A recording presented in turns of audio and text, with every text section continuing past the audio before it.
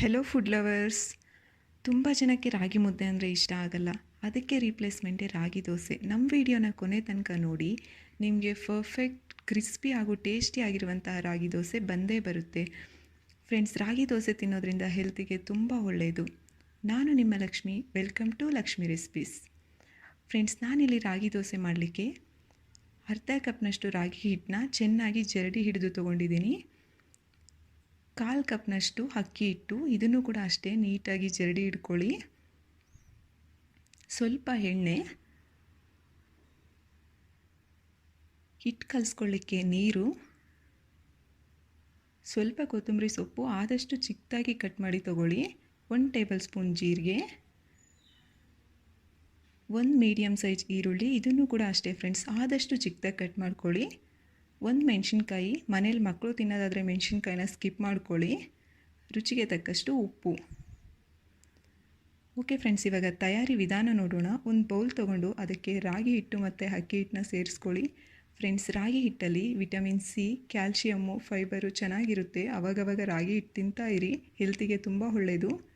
ಈರುಳ್ಳಿನ ಈ ರೀತಿ ಸ್ಮ್ಯಾಶ್ ಮಾಡ್ತಾ ಹಾಕ್ಕೊಳ್ಳಿ ಫ್ರೆಂಡ್ಸ್.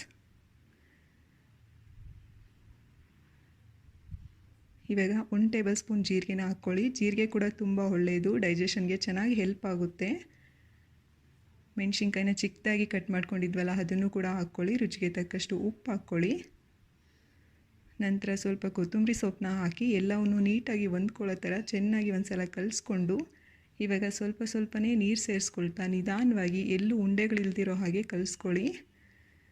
ಫ್ರೆಂಡ್ಸ್, ರಾಗಿ ಹಿಟ್ಟು ತಿನ್ನೋದ್ರಿಂದ ವೆಯ್ಟ್ ಲಾಸ್ಗೆ ಹೆಲ್ಪ್ ಆಗುತ್ತೆ ಹಾಗೂ ಡಯಾಬಿಟಿಸ್ ಕಂಟ್ರೋಲಲ್ಲಿರುತ್ತೆ.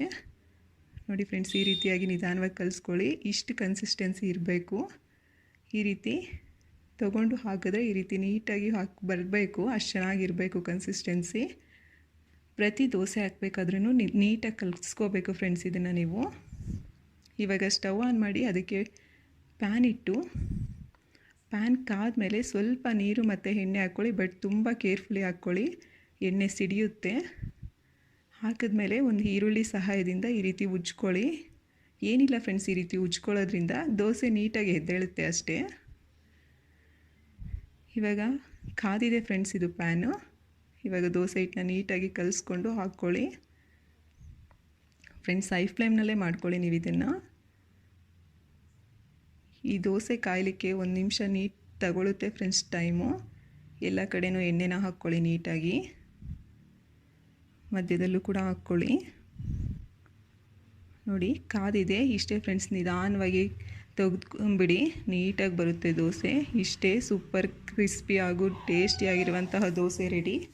ಈ ವಿಡಿಯೋ ಇಷ್ಟ ಆದರೆ ಲೈಕ್ ಮಾಡಿ. ಈ ವಿಡಿಯೋ ಹೆಂಗಿದೆ ಅಂತ ಕಾಮೆಂಟ್ ಮಾಡಿ. ನಮ್ಮ ಚಾನಲ್ನ ಸಬ್ಸ್ಕ್ರೈಬ್ ಮಾಡಿ ನಮಗೆ ಸಪೋರ್ಟ್ ಮಾಡಿ. ಈ ವಿಡಿಯೋನ ಆದಷ್ಟು ಜನಕ್ಕೆ ಶೇರ್ ಮಾಡಿ. Thank you for watching.